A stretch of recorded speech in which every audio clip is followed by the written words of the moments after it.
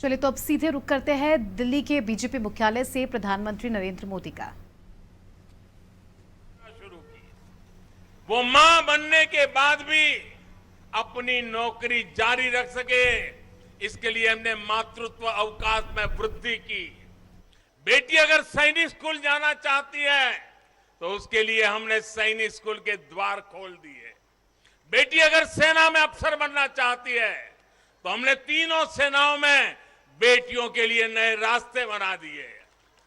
गांव की बहनों को कमाई के अवसर मिले, इसके लिए हमने 9 करोड़ से ज्यादा बहनों तक सेल्फ हेल्प ग्रुप का विस्तार किया और उन्हें मिलने वाली सहायता को भी बढ़ाया। इस साल लाल किले से मैंने देश में 2 करोड़ लखपति दीदी बनाने और सेल्फ हेल्प ग्रुप की महिलाओं को ड्रोन देने की योजना का भी ऐलान किया है। साथियों, सामाजिक स्तर पर भी 3 तलाक जैसी जिन कुरीतियों के कारण महिलाओं पर अत्याचार होते थे, हमने कानून बनाकर उन्हें रोका है। हमारी करोड़ों मुस्लिम बहनों को आज 3 तलाक की अमानवीय प्रथा से सुरक्षा मिली है। वो महिलाएं भी अब अपने अधिकारों के लिए आगे आ रही है। मेरे प्यारे परिवारजन, महिला आरक्षण के लिए इतने दशकों से कोशिश तो हो रही थी, लेकिन मैं आपसे जानना चाहता हूं, 3 दशक से बात हो रही थी, नहीं हो पा रहा था। आज ये संभव हुआ है। मैं जरा आपसे पूछना चाहता हूं, ये संभव कैसे हो पाया? ये कैसे संभव हो पाया? ये कैसे संभव हो पाया?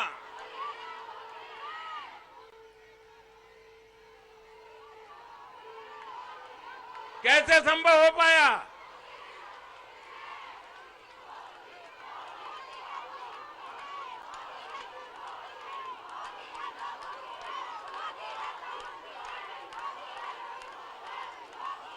अब मैं आपके जवाब को जरा ठीक करता हूं। ये मोदी ने नहीं, ये आपने किया है, करोड़ों देशवासियों ने किया है। और ये कैसे किया है? उसका एक सबसे बड़ा कारण है, देश की जनता ने, देश के मतदाताओं ने, विशेष करके मेरी माताओं बहनों ने वोट देकर के एक पूर्ण बहुमत वाली मजबूत और स्थिर बनाई सरकार बनाई। और उसी का कारण है, आपने जो सरकार को मजबूती दी, आपने जो सरकार को बहुमत दिया, उसी की ताकत है कि आज ये सरकार फैसले भी ले पा रही है और संसद में जाकर के 30 साल से लटके हुए काम को भी पूरा कर पा रही है। और इसलिए दोनों सदनों में इस प्रकार से पास होना इस बात का साक्षी है कि पूर्ण बहुमत वाली स्थिर सरकार होती है तो देश कैसे बड़े फैसले लेता है, कैसे पड़ावों को पार करता है। जब देश में पूर्ण बहुमत वाली सरकार आई तो इतना बड़ा काम हो पाया। हमने महिला हित में हर स्तर पर फैसले लिए, किसी के राजनीतिक स्वार्थ को महिला आरक्षण के सामने दीवार नहीं बनने दिया।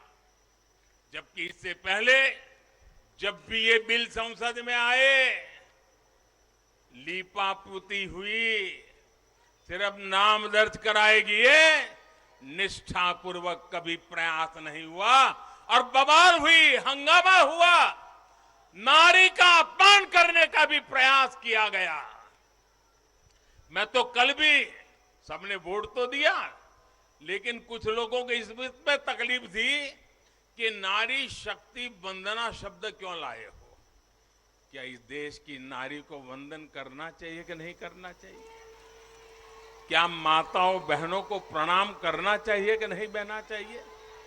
क्या माताओं बहनों का गौरव सम्मान बनाना चाहिए कि नहीं बनाना चाहिए? क्या हम पुरुषों को इतना अहंकार आ जाए, हमारी राजनीतिक विचारधारा को इतना अहंकार आ जाए कि हम नारी शक्ति की वंदना शब्द का प्रयोग करें तो भी किसी के पेट में चूहे दौड़ने लग जाए? बहुमत की स्थिर सरकार है तो महिला आरक्षण बिल, नारी शक्ति वंदन अधिनियम एक सच्चाई बन गया है। इस कानून ने फिर साबित किया है कि देश को आगे ले जाने के लिए, इस कानून ने सिद्ध कर दिया है, देश को आगे ले जाने के लिए पूर्ण बहुमत वाली सरकार, मजबूत सरकार, निर्णायक सरकार, ये बहुत ही आवश्यक है।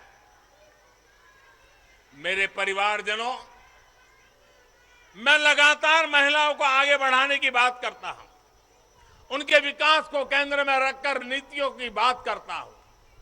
ऐसा इसलिए क्योंकि मैंने महिलाओं के नेतृत्व को, उनके सामर्थ्य को, उनकी रिजल्ट देने की काबिलियत को देखा है। मैं वर्षों तक गुजरात में मुख्यमंत्री रहा।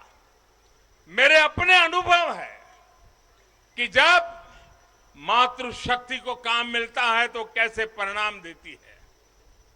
हमने गुजरात में समरस ग्राम की योजना बनाई थी और उसमें एक विशेषता थी कि जहां पर गांव के प्रधान के रूप में महिला के लिए आरक्षण है, वो सीट रिजर्व है, अगर उस गांव के सब लोग मिलकर के निर्विरोध उसको चुनते हैं और सभी पुरुष अपने आप को विड्रॉ करके सारे मेंबर महिला, 100% महिला मेंबर, उनको मैं समरस ग्राम पंचायत कहता था।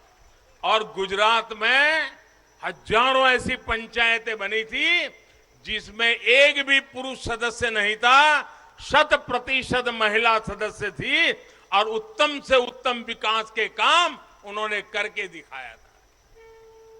साथियों, महिलाओं की शक्ति, उनकी सोच क्या होती है, इसके मेरे पास अनेक उदाहरण हैं। गुजरात में तो मैंने बार बार इस सामर्थ्य को देखा था। मैं नया नया मुख्यमंत्री बना था तो एक गांव की महिलाओं ने मेरा समय मांगा। वो गांव के चुने हुए लोग थे, तो बोले सब महिलाएं मिलना चाहती हैं। तो मैंने कहा भाई मैं नया था, अभी तो मुझे 6 महीने भी नहीं हुए थे। तो मैंने कहा काम क्या है, आप ग्रामीण विकास मंत्रालय को मिलिए, फलाने को मिलिए। नहीं बोले साहब उनका तो आग्रह है, वो आपको मिलना चाहते हैं। वो गांव की माताएं बहनें थी। मैंने कहा अच्छा भाई एक दिन बुला लेना, मैं मिल लूंगा। वो मिलने आई, 8-10 महिलाएं थी और उसमें सबसे ज्यादा पढ़ी लिखी जो बहन थी वो शायद 7वीं 8वीं कक्षा तक पढ़ी लिखी थी। तो मिलने आई, बोले हमारे गांव ने तय किया है कि एक भी पुरुष मेंबर नहीं होगा, सबकी सब महिला मेंबर होगी और इस बार गांव की प्रधान भी महिला होगी। तो मैंने उनको पूछा अच्छा इतना बड़ा आपको अवसर मिला है, अच्छा जब समय मांगा तो मुझे लगा कि शायद वो कुछ पैसों के लिए आएंगे, कुछ योजना लेने के लिए आएंगे। तो मैंने उनसे पूछा कि आपकी क्या अपेक्षा है और आप क्या करना चाहती है।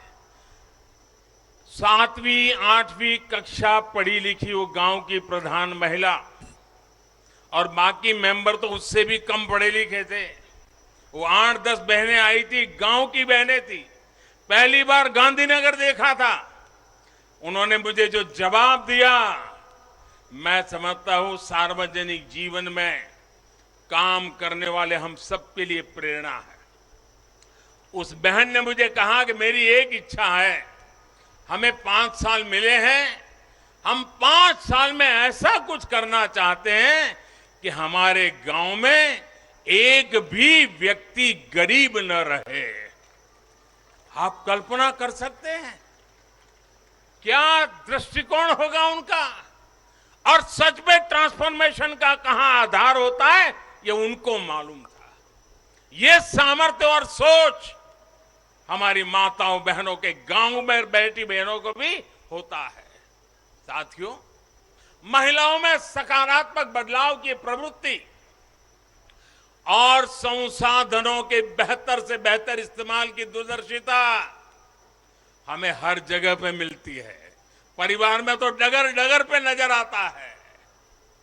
अभी कुछ दिन पहले मैं मध्य प्रदेश गया था, तो वहां शहडोल के पास एक आदिवासी गांव में गया, तो सभी आदिवासी बहनों को बुलाया था, लेकिन विशेषता यह थी कि उसमें 100 से ज्यादा लखपति दीदी आई थी, आदिवासी बेटियां लखपति दीदी। तो मैंने उनसे संवाद किया। एक बहन ने जो मुझे बताया वो वाकई हम सोच सकते हैं कि उनका सामर्थ्य कितना है। वो आदिवासी बेटी जो कहती है मैं लखपति दीदी हूं, मैं आज विमेन सेल्फ हेल्प ग्रुप के द्वारा ये काम करके इतना इतना कमाती हूं। तो मैंने पूछा इतना पैसा कमाने लगी तो करती क्या हो? एक आदिवासी महिला मुझे कह रही है, ये दिल्ली की महिलाओं के लिए भी आश्चर्य होगा। वो कहती है कि मेरे पति साइकिल पे जाते थे, काम करने के लिए, रोजगार ढूंढने के लिए साइकिल पे जाते थे। मैं लखपति दीदी बन गई तो मैं उनके लिए स्कूटी ले आई। देखिए आत्मविश्वास। वो कह रही है मैं मेरे पति के लिए स्कूटी ले आई। फिर बोले मुझे पता चला कि मुझे बैंक से लोन मिल सकती है, तो मैंने सोचा कि मैं लोन से ट्रैक्टर ले लूं। बोले मैंने लोन से ट्रैक्टर लिया और मेरे पति को स्कूटी लेकर के मैंने उनको बदले में ट्रैक्टर दे दिया, और मेरे पति ट्रैक्टर लेकर के अगल बगल के गांव में खेती के लिए लोगों की सेवा के लिए जाते और कमाई करते हैं। और बोले अब तो मेरी स्थिति है कि मैं कुछ ही महीनों में वो ट्रैक्टर की लोन भी वापस कर दूंगी। यानी एक मेरी आदिवासी बहन लखपति दीदी की क्या विजन होता है, कल्पना होती है। अभी 1-2 महीने पहले मैं उनसे बात करके आया। साथियों, मुझे कहना यही है कि नारी शक्ति मंदन अधिनियम देश के भाग्य को बदलने का काम करेगा, और उसके पीछे मेरा जो ये अनुभव है, इसके कारण मेरा विश्वास अनेक गुना बढ़ गया है। नारी जब कोई भी जिम्मेदारी संभालती है तो उस संकल्प को सिद्ध तक ले जाने के लिए वो जी जान से जुड़ जाती है। इस कानून का सबसे बड़ा लाभ ये होगा कि ये कानून देश की नारी शक्ति में बहुत बड़ा विश्वास पैदा करेगा। देश के लिए काम करने का जज्बा, भारत को आगे बढ़ाने की जो शक्ति है वो कई गुना बढ़ जाएगी। आप गुजरात के डेयरी उद्योग को मैं भली बात ही जानता हूं। ये अमूल वगैरह इतने बड़े बड़े नाम सुनते हैं ना, उसके मूल में सभी महिलाएं हैं जो पशुपालन का काम करती है, दूध के व्यापार का काम करती है, और आज डेयरी को अरबों खरबों का व्यापार उन्होंने बना दिया है। हम लोग लिज्जत पापड़ जानते हैं, आदिवासी महिलाओं ने शुरू किया हुआ प्रकल्प आज मल्टीनेशनल कंपनियों को टक्कर मारने वाला लिज्जत पापड़, ये हमारी नारी शक्ति का परिचय देता है। ऐसा हर राज्य में आपको मिलेगा। उनका ये जो कौशल है, सामर्थ्य है, जो भगवान ने उनको नैसर्गिक गुण दिया हुआ है, वे कभी भी खराब क्वालिटी को स्वीकार नहीं करते हैं।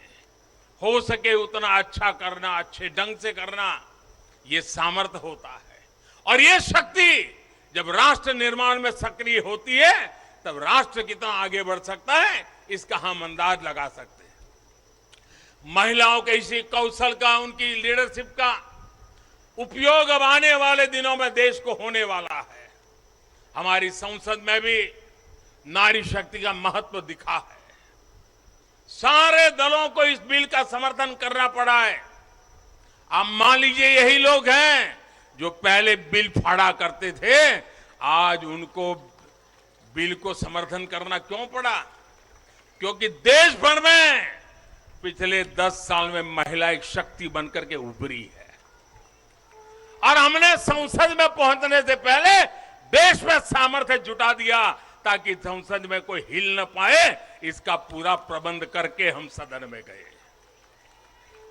ये आप ही के सामर्थ्य पर भरोसा करके मैं गया था, ये आप ही की शक्ति पे भरोसा करके मैं गया था और आपकी शक्ति ने रंग दिखा दिया कि सभी राजनीतिक दलों को इस काम में जुड़ना पड़ा।